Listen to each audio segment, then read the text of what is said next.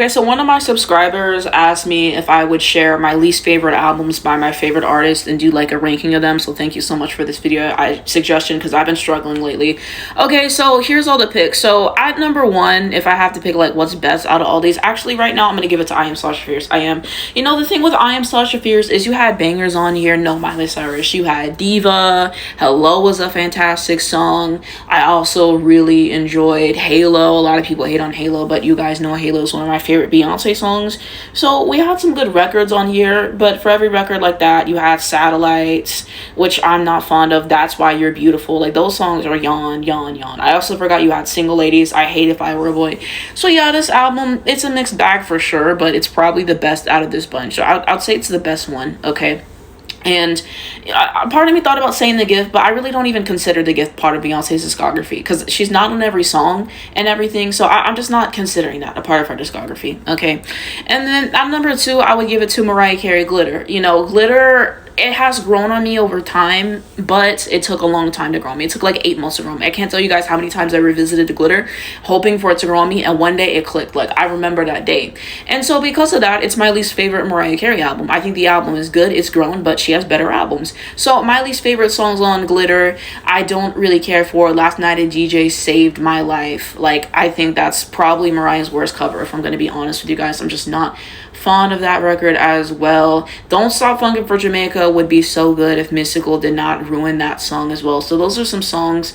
And If We, I think Ja Rule's part on If We, I'm not fond of. So I have my songs I don't like, but you had Lead the Way, Never Too Far, Loverboy. That's always my holy trinity off of this. I like her rendition of Didn't Mean to Turn You On. So yeah, again, another mixed bag. So I'd put that at number two. At number three, I would probably end up giving it to the Fiona Apple album. This is the title album. So I actually enjoy some of the songs on here. Never Is a Promise is a really good song. Criminals, the hit off of this album as well. So those were a few songs. Oh, Sleep to Dream. See, I knew I was forgetting something. Sleep to Dream is the real heavy hitter on this. But I don't know. Most of the songs kind of blend together for me. It sounds like a first album. I think that this is her worst album. I'll take any Fiona Apple album over this. So I'd probably put that at number three.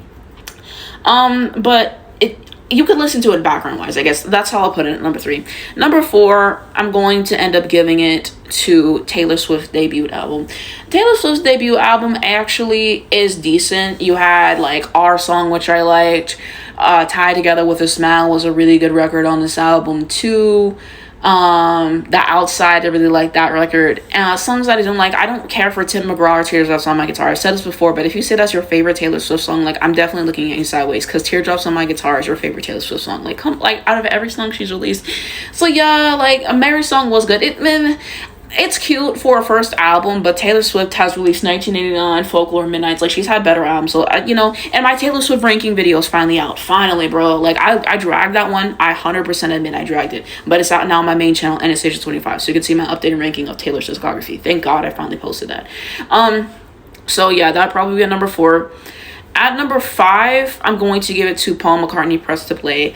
The thing is, if you put a gun to my head and told me to sing a song off Press to Play, it was a nice life that I lived. I honestly couldn't tell you what any of these songs sound like. I blocked it out. And I knew if I was going to pick a least favorite Paul McCartney album, I would have to just look through something he released in the 80s, because after Tug of War, he released like 5 bad albums in a row, okay? I remember this one being bad. I don't remember the songs and how bad it was. I just remember that it wasn't good. I think I only have 2 or 3 songs saved on it. So I just remember it was awful. And then at number 6, I have Janet Jackson's 20YO. Now, you could say the first 2 albums, you could say one of those is her worst album, sure. But 20YO, the reason why I have it here is I think that at the place that she was in her career, for her to release 20YO, it was a huge disappointment. Okay, the first 2 albums, you didn't have many expectations with that, and she was just releasing to release. She wasn't really involved in that, so I can give her a pass for that. But 20YO was coming off the back of Demita Joe, All For You. You had the Janet album, which I'm not fond of, but it's better than this album. You had albums like that, and then you give me 20YO, where she's referencing Control and she's referencing her good music, and then you're giving me stuff like This Body, which is one of her worst songs that she's ever released, and child, like, it's stuff like this, like, it just irritates me. And we know she had Del Monte. You're like, you had this, and then so excited. I'm not fun. Like, there's so many, like, this is a career low for Janet Jackson. People hate on Discipline, but I will take Discipline any day. Discipline is significantly better than 20YL. So yeah, that's why it's the worst, because of the point of her career that she was at, and then she releases this album. Okay, like, it's just like, I hate listening to 20YL, bro. Like, I hate it, bro. And someone tried to tell me this song was skipless, mind you. So yeah.